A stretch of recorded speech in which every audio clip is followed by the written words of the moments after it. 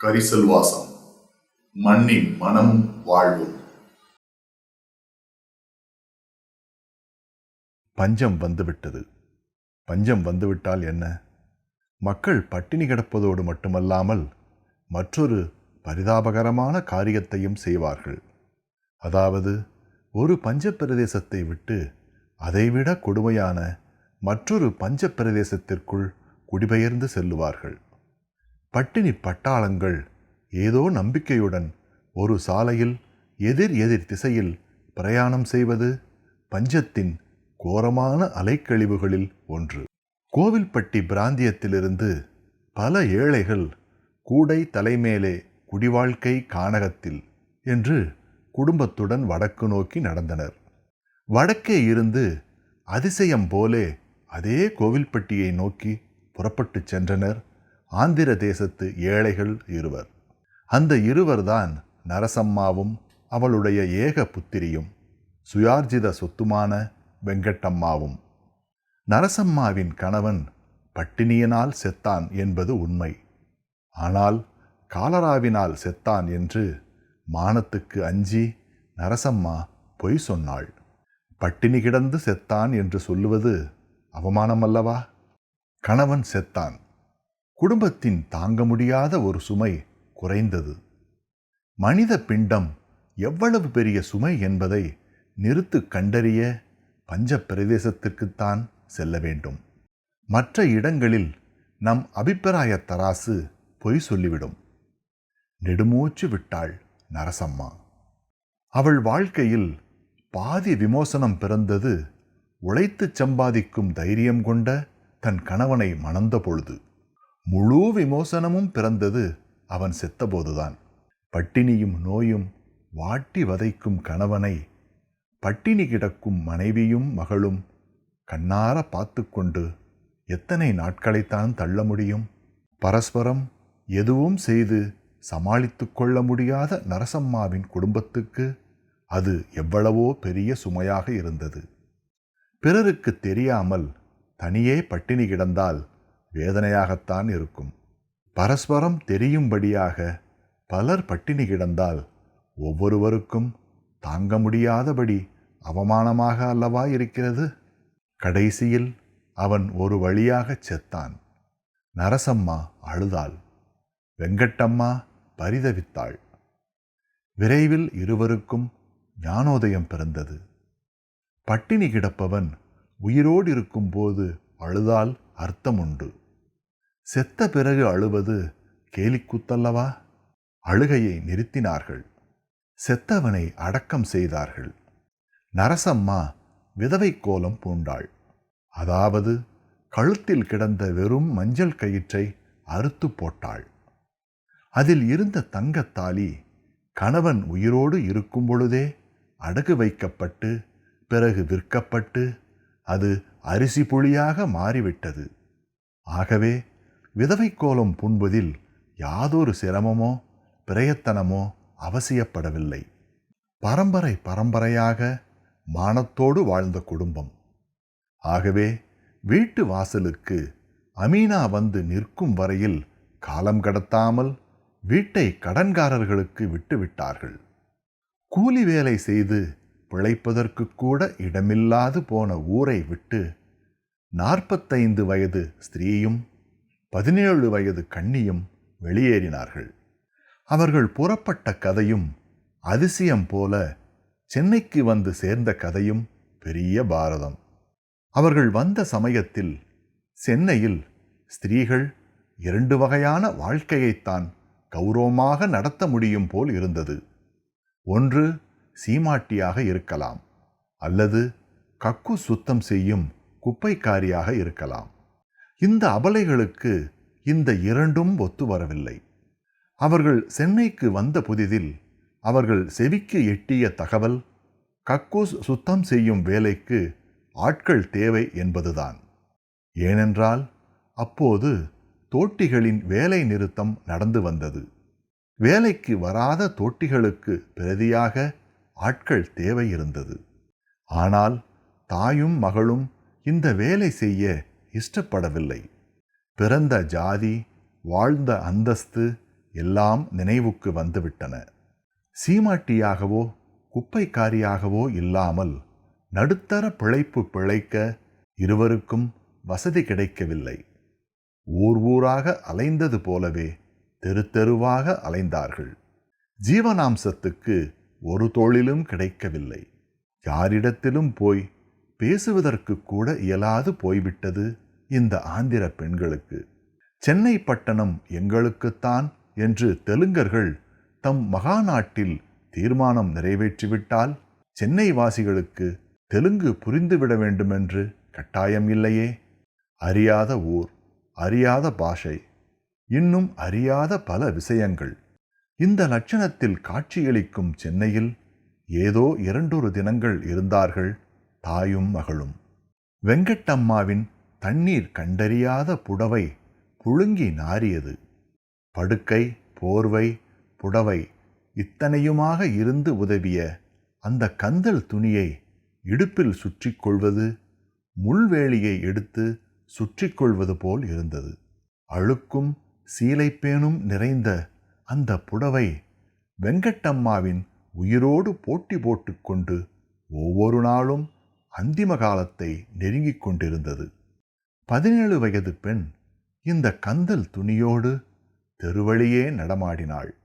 மற்றவர்களுடைய வறுமையின் அஸ்திவாரத்தில் சுகபோகம் துய்க்கும் இந்த உலகத்தில் ஒரு பெண்ணின் கந்தல் துணியை பார்த்து இரக்கப்படுபவர்கள் அபூர்வம். கந்தலின் வழியாக வெங்கட்டம்மாவின் சரீர கட்டைத்தான் கடைக்கண் போட்டு எட்டி பார்த்தது மனித சமூகம். நரசம்மா பார்த்தாள். தான் கிழவியானதால் எப்படியும் அலையலாம். தான் கந்தல் துணியை கட்டிக்கொண்டாலும் ஊரார் தன்னை கூர்ந்து பார்க்க மாட்டார்கள் என்ற நினைப்புடன் தன்னுடைய புடவையை வெங்கட்டம்மாவுக்கு கொடுத்துவிட்டு அவளுடைய கந்தலை தான் வாங்கி சுற்றி கொண்டாள். இந்த மன ஆறுதலுடன் அன்றைய பொழுது அஸ்தமித்தது. மறுநாள் சென்னையை விட்டு புறப்பட சித்தமாகிவிட்டனர். மறுநாள் பொழுது விடிந்ததும் வாழ்க்கையிலேயே முதலாக பிச்சை எடுத்து சாப்பிட்டதும் சந்தர்ப்பவசமாக எழும்பூர் ரயில்வே ஸ்டேஷனை சாயங்காலத்துக்கு உள்ளாக கண்டுபிடித்ததும் அசாதாரணமான துணிச்சலுடன் டிக்கெட் வாங்காமல் ரயில் ஏறியதும் முதல் நாள் அவர்கள் படுக்கும்போது கற்பனை பண்ணி பார்க்காத காரியங்கள். டிக்கெட் பரிசோதகர் வந்து எட்டி பார்க்காமல் இருந்த வரையில், அதாவது விருதுநகர் ஸ்டேஷன் வரையில் நரசம்மாவும் மகளும் மனக்கலவரத்துடனாவது பிரயாணம் செய்ய முடிந்தது. விருதுநகரில் கலவரம் ஓய்ந்தது. டிக்கெட் பரிசோதகர் வந்து இருவரையும் கீழே இறக்கிவிட்டார். மற்றபடி அவர் பேசிய பேச்சுக்கள் அவை தெலுங்கு நாட்டுக்காரிகளான இருவருக்கும் புரியவில்லை. அம்மட்டிற்கு சேமமாக போய்விட்டது. விருதுநகரில் வேலை கிடைக்காவிட்டாலும் பிச்சை கிடைத்தது. ஆனால் பிச்சை எடுத்து பிழைக்க வேண்டும் என்று இவர்கள் புறப்படவில்லை. வேலை தேடி புறப்பட்டவர்கள் அல்லவா? ஆகவே இன்னும் தெற்கே நோக்கி புறப்பட்டனர். தென்கோடியில் ஏதோ குபேரப்பட்டணம் இருப்பதாக அவர்களுடைய நினைப்பு. கோவில்பட்டி பிராந்தியத்தில் பஞ்சநிலை என்ற செய்தியை அரைகுறையாக தெரிந்து கொள்ளக்கூட அவர்களுக்கு சந்தர்ப்பம் கிடைக்கவில்லை. பத்திரிகை படிப்பவர்களுக்கு கூட பாலஸ்தீன விவகாரம் தெரியுமே அல்லாமல் தாய்நாட்டில் பஞ்சம் என்ற விவரம் தெரியாத போது படிப்பு வாசனையற்றவர்களுக்கு எப்படி தெரியும்? சாலையின் வழியாக நடையை கட்டினார்கள். எதிரே நடந்து வரக்கூடிய மற்றொரு பட்டாளத்தையும் சந்தித்தார்கள். இந்த 2 கோஷ்டியினருடைய பிரயாண லட்சியம் என்னவென்று 2 கோஷ்டியினருக்குமே தெரியாது. பரஸ்பரம் ஒருவரோடு ஒருவர் பேசிக்கொள்ளவில்லை. நடப்பவர்கள் தெற்கே போனார்கள். சாத்தூர் வந்துவிட்டது. நரசம்மாவும் வெங்கட்டம்மாவும் இந்த ஊருக்கு வரும்போது பிற்பகல் 2 மணி. வெயில் முதுகை சுட்டது. ஊரை சுற்றிலும் பயிர் பச்சையற்ற கரிசல் நிலத்தில் அனல் அலை அடித்து கொண்டிருந்தது. சப்பாத்தி கள்ளியும் பனை மரங்களும் கூட வாடி துவளும்படியாக நீர்ச்சாரமற்று போன கரிசல் பூமியில் காலூன்றி நடப்பது நரக வேதனையாக இருந்தது. வயிற்றிலோ அதைவிட வெப்பம். தீயாகச் சுட்டது பசி. நெஞ்சோ என்றோ எரிந்து சாம்பலாகிவிட்டது. விருதுநகரும் சென்னையும் அவர்கள் பயந்து ஒதுக்கிவிட்டு புறப்பட்ட அவர்களுடைய சொந்த ஊரும் சொர்க்கங்களாக மாறியது அவர்கள் சாத்தூரை பார்த்த பிறகுதான். சாத்தூரில் பிச்சை போடுவார் இல்லை. குடிப்பதற்கு தண்ணீர் எங்கே கிடைக்கும் என்று கூட தெரியவில்லை. தெருவிலே கிடந்த புழு அரித்த ஒரு சொத்தை வெள்ளரிக்காயை நரசம்மா கையில் எடுத்தாள். அரைகுறையாக கடிக்கப்பட்டிருந்த அந்த வெள்ளரிக்காயில் ஒட்டிய புழுதியை ஊதினாள். தின்போமா என்ற நினைப்பு கட்டுப்பாட்டை மீறிவிட்டது. ஆனால் வெங்கட்டம்மாவின் கண்முன்பாக அதை தின்ன நரசம்மாவுக்கு வெட்கமாக இருந்தது. ஆகவே எடுத்த வெள்ளரிக்காயை தூர எரிந்துவிட நினைத்தாள். அப்படியானால் அதை ஏன் எடுத்தோம் என்ற காரணத்தை சொல்ல வேண்டுமே என்று தோன்றியது நரசம்மாவுக்கு. ஆகவே இது என்ன காய் என்று தெரியவில்லையே என்று வெங்கட்டம்மாவிடம் கேட்டாள். வெங்கட்டம்மாவுக்கு கோபம் வந்துவிட்டது.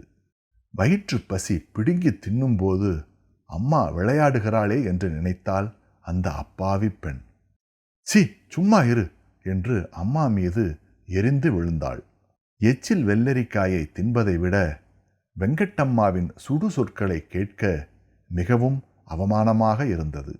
தன்னுடைய அவமானத்தை மறைக்க ஒரு காரணத்தை சிருஷ்டித்துச் சொல்லும்போது அதை உண்மை என்று உலகம் ஏற்றுக்கொண்டால் நிம்மதியாக போய்விடும். அந்த காரணத்தை பொய் என்று சொன்னாலும் அல்லது காதை கொடுத்து கேட்காவிட்டாலும் அவமானம்தான் கண்பலனாக இருக்கும். நரசம்மாவுக்கு மிகவும் வெட்கமாக இருந்தது. மகள் மீது கோபமும் வந்தது. பசி கொடுமையால் உலகத்தின் மீது ஏற்படும் கசப்பு முழுவதும் வெங்கட்டம்மாவின் மீது பாய்ந்தது. யாரையாவது ஒருவரை வெறுத்து சபிப்பது அந்த நிலையில் ஒரு பெரிய ஆறுதலாக இருந்தது. தான் அனுபவிக்கும் கொடுமைக்காக பழிவாங்க நரசம்மாவுக்கு கிடைத்த ஜீவன். பாவம், அவள் மகளேதான். மகளை கண்டபடி திட்டினாள்.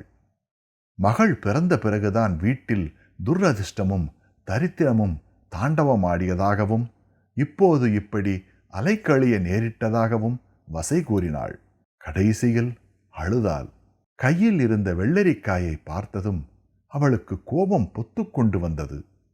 அதை அப்படியே தெருவில் வீசி எறிந்தாள். இருவரும் அந்த இடத்தை விட்டு புறப்பட்டனர். ஊருக்கு தென்புறம் இருக்கும் ஆற்றங்கரையில் ஒரு வண்டி நின்றது.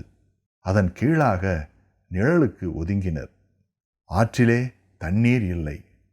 சில இடங்களில் மணலில் ஆழமாக குழி தோண்டி அதிலிருந்து ஊறும் தண்ணீரை ஹோட்டலில் வேலை செய்யும் பையன்கள் வாளியில் மொண்டு கொண்டிருந்தார்கள். அவர்களுக்கு பக்கத்தில் ஓர் ஒற்றை மாட்டு வண்டி இருந்தது. அதிலுள்ள ஒரு பீப்பாயில் வாளியில் மொண்ட தண்ணீரை ஊற்றி நிரப்பிக் கொண்டிருந்தார்கள். ஒரே ஓட்டமாக ஓடி அந்த பையன்களிடம் கேட்டு ஒரு வாளியில் தண்ணீர் வாங்கி இருவரும் குடித்தார்கள். பசியினால் காய்ந்து போன வயிற்றில் தண்ணீர் பட்டதும் வயிறு தகித்தது. சுள்ளென்று நோவெடுத்தது. வெங்கட்டம்மா இடுப்பில் 2 கைகளையும் வைத்து அமுக்கிக் கொண்டு நெளிந்தாள். அம்மா என்று 2 தடவை முனகினாள். அப்படியே சுடுமணலில் உட்கார்ந்து விட்டாள். நரசம்மா பயந்து போய்விட்டாள். மகளை ஆதரவோடு அணைத்து பிடித்து கொண்டு என்ன செய்கிறது வெங்கட்டம்மா என்று தெலுங்கில் கேட்டாள். ஹோட்டல் பையன்களுக்கு இந்த தெலுங்கு வார்த்தைகள் அரைகுறையாக புரிந்தன. ஆகவே அவர்களில் ஒருவன் தெலுங்கிலேயே அவர்களுக்கு எந்த ஊர், என்ன சமாச்சாரம் என்று விசாரித்தான். ஆனால் இந்த தெலுங்கும் ஆந்திரவாசிகளுக்கு அரைகுறையாகத்தான் புரிந்தது. நரசம்மா வெட்கமில்லாமல் பசி தாங்காமல் இவள் துடிக்கிறாள் என்று சொல்லிவிட்டாள். பையன்கள் பார்த்தார்கள். தாயாருக்கு பசி என்றாலும் பேசாமல் போய்விடலாம். 17 வயது கன்னிப்பெண்ணுக்கு பசி என்றால் அதை கேட்டுவிட்டு பேசாமல் போக அவர்களுக்கு மனம் வரவில்லை. அடுத்த தடவை தண்ணீர் எடுக்க வரும்போது சாப்பாடு தருவதாக எல்லா பையன்களும் ஏகோபித்து சொன்னார்கள். நரசம்மாவுக்கு உயிர் வந்தது. கைத்தாங்கலாக மகளை அழைத்து கொண்டு அந்த வண்டியின் நிழலுக்கு பழையபடியும் வந்தாள். மகள் பேசாமல் மணலில் படுத்து விட்டாள். ஹோட்டல்கார பையன்கள் உண்மையில் நல்ல வாலிபம் வந்த இளைஞர்கள். விறுவிறு என்று வண்டியை ஓட்டிக்கொண்டு போனார்கள். பிற்பகல் 3 மணிக்கு ஹோட்டல் பையன்கள் கொடுத்த பழைய இட்லிகள் 5-6ஐயும் 2 பஜ்ஜிகளையும் சாப்பிட்டார்கள். ஆனால் சூரிய அஸ்தமனத்தின் போது பழையபடியும் பசி எடுத்தது. இனி யார் இந்த மாதிரி இருக்குமிடம் தேடி பசிக்கு அன்னம் கொண்டு வருவார்கள்? தவிரவும் இரவில் தங்குவதற்கு இடம் வேண்டும். இந்த கவலைகள் வந்து பற்றின. வெங்கட்டம்மா பழையபடியும் மணலில் படுத்து விட்டாள். நரசம்மா உட்கார்ந்து கொண்டிருந்தாள். யாதொரு கவலையும் இல்லாமல் மகள் படுத்து விட்டதைக் கண்டு அவளுக்கு கோபம் வந்தது. ஆனாலும் ஒன்றும் சொல்லவில்லை.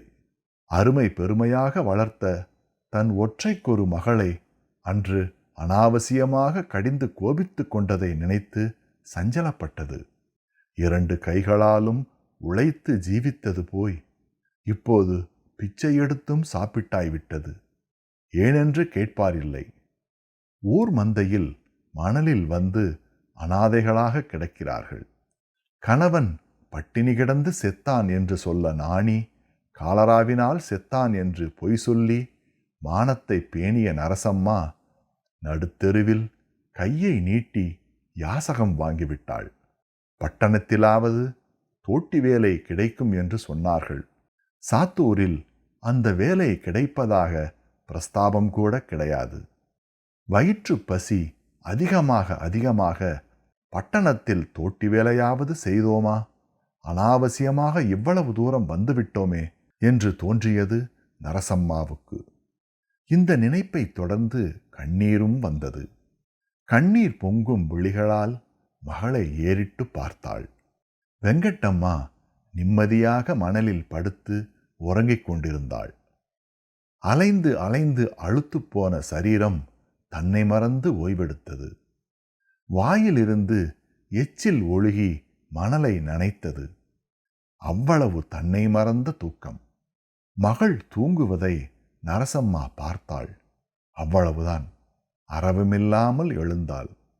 அவளை கொலை செய்ய போவதானால் எவ்வளவு நிசப்தமும் ஜாக்கிரதையும் அவசியமோ அவ்வளவு நிசப்தத்துடனும் ஜாக்கிரதையுடனும் எழுந்து சுற்றுமுற்றும் பார்த்தாள். மனிதப்புண்டே தென்படவில்லை. அந்தி மயங்கி இருட்டத் தொடங்கிவிட்டது. தூரத்தே ஊருக்குள் ஏற்படும் சந்தடிதான் கேட்டதே ஒழிய பக்கத்தில் யாதொரு சப்தமும் நடமாட்டமும் இல்லை. கலைந்து விலகி கிடந்த வெங்கட்டம்மாவின் புடவையை கூட எடுத்து சரியாக போட நரசம்மாவுக்கு மனம் துணியவில்லை. அப்படி செய்தால் வெங்கட்டம்மா எழுந்துவிடலாம் என்ற பயம். ஆகவே ஒன்றும் செய்யாமல் பொத்தி பொத்தி ஆற்றங்கரையை விட்டு ஊருக்குள் பிரவேசித்தாள். அக்கம் பக்கம் பார்க்காமல் யாரோ அறிந்தவர்களின் வீட்டை நோக்கி அவசர வேலையாக செல்லுவதைப் போல அவ்வளவு வேகமாகச் சென்றாள் நரசம்மா. பழையபடியும் அந்த சொத்தை வெள்ளரிக்காய் கிடந்த இடத்துக்கே வந்து சேர்ந்தாள்.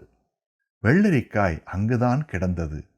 ஆனால் இப்போது ஒரு வித்தியாசம் என்னவென்றால் யாரோ ஒருவரின் காலால் மிதிப்பட்டு ஒரு ஓரத்தில் நசுங்கிப் போயிருந்தது. அதை எடுத்தாள். பக்கத்தில் யாரும் நிற்பார்களோ என்று வெட்கப்படவில்லை. அவள் இப்போது வெட்கப்படுவது வெங்கட்டம்மாவின் முன்னிலையில்தானே ஒழிய உலகத்தின் முன்னிலையில் அல்ல. மனித லட்சணமே தன்னுடைய மகளின் உருவத்தில்தான் நரசம்மாவுக்கு காட்சியளித்தது. வெள்ளரிக்காயை ஊதினாள். கடைசியில் தின்றே விட்டாள். ஒரு மட்டும் அவளுக்கு நிம்மதி பிறந்தது. ஏதோ இனி யுகக்கணக்கில் பசியில்லாமல் இருக்கலாம் போல அவளுக்கு தோன்றியது.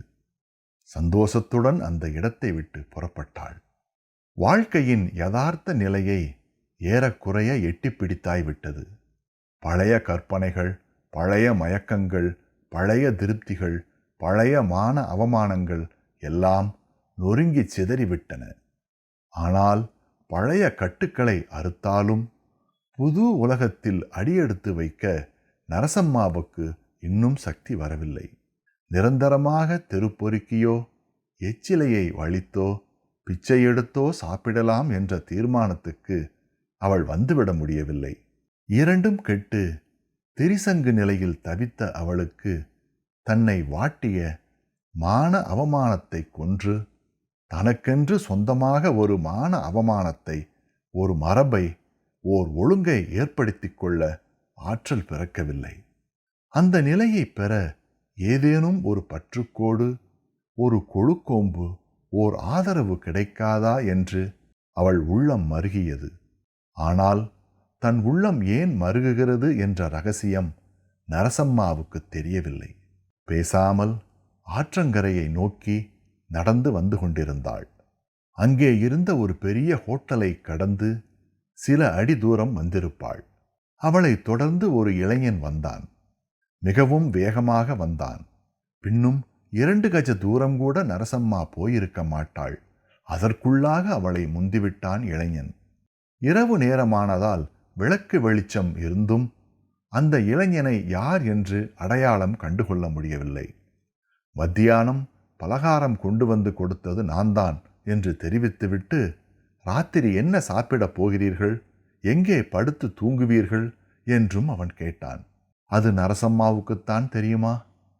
தெருவிலே சினிமாவுக்கு போகிறவர்கள், கடைகளுக்கு சாமான் வாங்க போகிறவர்கள், நடுநடுவே பிரயாணிகளை ஏற்றிச் செல்லும் பஸ்கள், அத்துடன் சைக்கிள் மணி, பத்திரிகை விற்பவனின் குரல், ஹோட்டல்களில் போட்டி போட்டுக்கொண்டு அசுரத்தனமாக கத்தும் ரேடியோக்கள், இந்த ஜன நெருக்கத்தினிடையில், இந்த சந்தடியினிடையில் 2 மனித குரல்கள் அந்தரங்கமாக பேரம் பேசிக் கொண்டிருந்தன.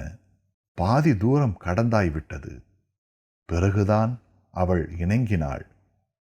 மறுநாள் விடிந்ததும் நரசம்மாவின் கையில் 10 ரூபாய் இருக்கும். ஒரு பழைய புடவையும் அதிகப்படியாக இருக்கும். இன்று இரவு ஜாகைக்கு ஓர் அறையும் கிடைக்கும். வாலிபன் திரும்பி போய்விட்டான். வெங்கட்டம்மா அப்போதும் தூங்கிக் கொண்டுதான் இருந்தாள். வந்து நரசம்மா எழுப்பினாள். எழுந்திரு, அங்கே ஓரிடத்தில் சாப்பாடு போடுகிறார்கள் என்று சொன்னாள். சிறிது நேரத்தில் வெங்கட்டம்மாவும் எழுந்தாள். சாப்பாடு வேண்டாம், இன்னும் கொஞ்ச நேரம் தூங்கினால் நல்லது என்றுதான் அப்போது அவளுக்கு தோன்றியது. அடித்து போட்டது மாதிரி உடம்பு வலித்தது. ஆனால் தாயாருடன் சாப்பாட்டுக்கே கிளம்பிவிட்டாள். இவர்கள் புறப்பட்ட 2 நிமிஷங்களுக்குள்ளாக அதே வாலிபன் வந்தான். அவனுக்கு இப்போதே வெங்கட்டம்மாவின் கையை பிடித்து அழைத்து கொண்டு போக ஆசை. ஆனாலும் தெருவழியாக அப்படி போவது எப்படி என்ற பயம். அவன் முன்னும் பின்னும் தெரிந்தவனைப் போல நரசம்மாவிடம் பேசியதைக் கண்டு வெங்கட்டம்மாவுக்கு ஒரே வியப்பு. அதைவிட பெரிய வியப்பு, அவன் தன் கையால் ஏதோ ஒன்றை நரசம்மாவிடம் கொடுத்ததும் நரசம்மா பத்திரமாக வாங்கி கொண்டதும் ஒன்றும் புரியவில்லை வெங்கட்டம்மாவுக்கு. என்னம்மா என்று கேட்டாள் வெங்கட்டம்மா. ஒன்றுமில்லையே. என்ன ஒன்றுமில்லை? கையிலே என்னது என்றாள் வெங்கட்டம்மா. ரூபாய் என்றாள். ரூபாயா? ஆமாம் என்றாள் நரசம்மா. புரியாத வெங்கட்டம்மாவுக்கு விஷயத்தை விளக்குவதற்கு அது இடமில்லை. பேசாமல் அவளை அழைத்து கொண்டு மட்டும் போனாள். வாலிபன் சுபாவமாக தெருவோடு செல்லுகிறவனைப் போல இவர்களுக்கு முன்பாக நடந்து சென்று கொண்டிருந்தான். இவர்களை அவன் எங்கோ அழைத்து கொண்டு போனான். ஒரே இருட்டாக இருந்த ஒரு சந்தின் வழியாகச் சென்று ஓர் இருட்டறையில் கொண்டு போய் இருவரையும் உட்கார வைத்தான். இரவு 10 மணிக்கு மேல் ஹோட்டல் அடைத்த பிறகு வருவதாக நரசம்மாவிடம் சொல்லிவிட்டு போய்விட்டான். கொஞ்சம் கொஞ்சமாக விஷயத்தை விளக்கினாள் நரசம்மா. 10 ரூபாய், ஒரு பழைய புடவை. இந்த சம்பத்து சாமானியத்தில் கிடைக்குமா? இதை சம்பாதிக்க உலகத்தில் ஒவ்வொருவர் படும் கஷ்டங்கள் எத்தனை! ஆனால் இவ்வளவு சுலபமாக 2 வாலிபர்களிடம் ஒரு நாள் இரவு பொழுதுக்குள்ளாக இந்த பணத்தை வாங்கிவிட முடியும் என்றால் அது எப்படிப்பட்ட அதிர்ஷ்டம்! நரசம்மா தன் மகளிடம் ஒன்றா சொன்னாள். வெங்கட்டம்மா அழுது அழுது தொண்டை கட்டிவிட்டது. வெளியே எழுந்து ஓட முயன்றாள். ஆனால் தாய் ராட்சச பலத்தோடு கையை பற்றி வீட்டுக்குள் இழுத்து போட்டு கதவை தாளிட்டு விட்டாள். மானம் போகுதடி, அழாத, யாரும் கேட்டா நம்ம கதி என்ன? கூட்டம் கூடிவிட்டா எப்படி பதில் சொல்ல போறோம்? கிடைத்த பணத்தில் மண்ணை போட்டு விடாதே என்று காதோடு காதாகச் சொன்னாள். ஆனால் வெங்கட்டம்மா பழையபடியும் கதவை திறந்து கொண்டு ஓடவே முயற்சி செய்தாள். நரசம்மாவுக்கு கோபம் வந்துவிட்டது. பத்ரகாளி போல எழுந்தாள். வெங்கட்டம்மாவை கொன்றுவிட வேண்டும் என்றே தீர்மானித்து விட்டாள். சண்டாளி, கை கெட்டியதை வாய் கெட்டாமல் செய்துவிடுவாய் போலிருக்கிறதே, உன்னை கொன்றால்தான் எனக்கு மனசு ஆறும் என்று குரல் வளையை பிடித்து விட்டாள். வெங்கட்டம்மா அசுரத்தனமாக தாயின் கையை கிள்ளினாள். கிள்ளியதில் இரத்தமும் வந்துவிட்டது. ஓங்கி அவள் முகத்தில் குத்தினாள். தலையை இங்கும் அங்கும் ஆட்டி நரசம்மாவின் கைப்பிடியிலிருந்து தப்பிக்க முயன்றாள். அது முடியவில்லை. அடக்க முடியாத கோபத்துடன் தாயின் மூக்கில் ஓங்கி குத்தினாள். அவளும் தன் கைப்பிடியை விட்டாள். தொப்பென்று கீழே விழுந்தாள். அவள் மூக்கில் இரத்தம் ஒழுகியது. ஆனால் அது இருட்டில் இருவருக்குமே தெரியவில்லை. நரசம்மா ஒன்றும் பேசவில்லை. குப்புறப்படுத்து விட்டாள். வெங்கட்டம்மா 100 தடவை அம்மா அம்மா அம்மா என்று அழைத்து பார்த்தாள். பதிலில்லை. ஆனால் நரசம்மா பெருமூச்சு விடுவது தெளிவாக கேட்டது. பிறகு தாயாரை இப்படி கொடுமைப்படுத்தியதை நினைத்து கதறி அழுதாள் வெங்கட்டம்மா. அம்மா, 10 ரூபாய்க்கு குறையாமல் கிடைக்குமா என்று அழுது கொண்டே கேட்டாள். படுத்து கிடந்த நரசம்மா எழுந்து மகளின் கழுத்தை கட்டிக்கொண்டு அழுதாள். இருவரும் அழுதார்கள். அழுகையின் ஒளி தெருவுக்கு கேட்காதவாறு அவ்வளவு ரகசியமாக அழுதார்கள். இரவு 10 மணிக்கு மேல் வருவதாகச் சொன்னவன் 10 மணிக்கு முன்பாகவே வந்துவிட்டான். அவன் நரசம்மாவிடம் பேசிக்கொண்டபடியே தன் கூட்டாளியையும் அழைத்து கொண்டு வந்தான். திடீரென்று பசியாக இருக்கிறது என்று சொன்னாள் வெங்கட்டம்மா. தாயாரும், ஆம், பசிக்கு ஏதாவது முதலில் வாங்கி வாருங்கள் என்றாள். ஒருவன் மனமில்லாமல் போனான். போய் சினிமா கொட்டகையை அடுத்திருந்த ஒரு கடையில் கொஞ்சம் பலகாரம் வாங்கி வந்தான். பலகாரத்தை தாயும் மகளும் சாப்பிட்டார்கள். சாப்பிட்ட பிறகு தாகத்திற்கு தண்ணீர் இல்லை. அந்த நேரத்திற்கு பிறகு தண்ணீர் கிடைத்தாலும் தண்ணீர் கொண்டு வர பாத்திரத்திற்கு எங்கே போவது? அதனால் தண்ணீர் விவகாரத்தை கைவிட வேண்டியதாயிற்று. ஜன்னல் இல்லாத ஒரே இருட்டறை. இருட்டுதான் அந்தரங்கச் சூழலை உண்டாக்கி கொடுத்தது. தாயின் சம்மதம் பெற்று தாயின் கண் முன்பாகவே பசியின் காரணமாக ஒரு கன்னிப்பெண் தன் கற்பை விற்கும் கோர நாடகம் அந்த இரவில், அந்த பரிதாபகரமான இரவில் நடந்தேறியது. சூரிய உதயத்துக்கு முன்பே அறையை காலி செய்துவிட்டு தாயும் மகளும் ரயில்வே ஸ்டேஷனுக்கு வந்துவிட்டார்கள். அங்கே வந்து ஏதோ பலகாரத்தை வாங்கி சாப்பிட்டு விட்டு இருவரும் படுத்தார்கள். நரசம்மா 10 மணிக்கெல்லாம் எழுந்து விட்டாள். வெங்கட்டம்மா பிற்பகல் 2 மணிக்குத்தான் எழுந்தாள். தூங்கியதனால் உடம்புக்கு கொஞ்சம் சுழுவாக இருந்தது. பழையபடியும் பலகாரம் வாங்கி சாப்பிடப் போனார்கள். அம்மா 10 ரூபாய் நோட்டை எடுத்து அதை பழையபடியும் மடியில் வைத்துவிட்டு 1 ரூபாய் நோட்டு ஒன்றை எடுத்து கொடுத்து கடையில் பலகாரம் வாங்கினாள். இதை பார்த்தாள் வெங்கட்டம்மா. 10 ரூபாய் நோட்டும் சில்லறையும். நேற்று இதே நேரத்தில் கையில் தம்பிடி இல்லாமல் பட்டினி கிடந்ததற்கும் இப்போது 10 ரூபாயும் சில்லறையும் இருப்பதற்கு உள்ள வித்தியாசத்தை கண்டதும் வெங்கட்டம்மாவினால் நிலைகொள்ள முடியவில்லை. அம்மா கடையை விட்டு அப்பால் நகர்ந்ததும் அம்மாவிடமிருந்து அவ்வளவு பணத்தையும் வாங்கினாள். வலது கையிலிருந்து இடது கையில் பணத்தை போட்டாள். இடது கையிலிருந்து வலது கையில் போட்டாள். வியந்து வியந்து பார்த்த வண்ணம் பணத்தை கையில் போட்டு கொளுக்கினாள். எவ்வளவு எளிதாக இவ்வளவு பெரிய தொகை கிடைத்துவிட்டது என்பதை நினைக்கும் போது அவளால் சிரிக்காமல் இருக்க முடியவில்லை. உறக்கச் சிரித்தாள். விட்டு விட்டு பலமுறை சிரித்தாள். அந்த சிரிப்பு எதற்கு என்று அவளுக்கே புரியவில்லை. பாண்டியனிடம் சிவபிரான் வாங்கிய பொற்பிரம்படியைப் போல் அவள் சிரித்த சிரிப்பு எங்கெல்லாம் பிரதிபலிக்க இருந்ததோ அவளுக்கே தெரியாது.